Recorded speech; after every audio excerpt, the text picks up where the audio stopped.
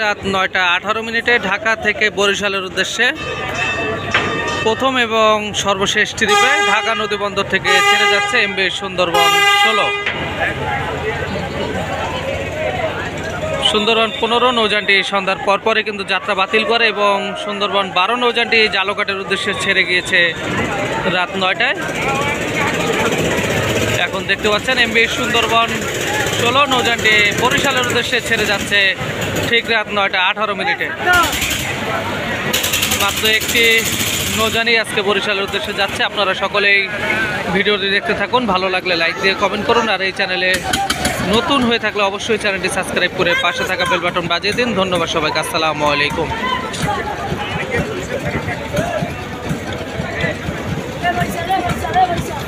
দেখতে পাচ্ছেন সুন্দরবন 15 নৌযানটি যাত্রা বাতিল করেছে।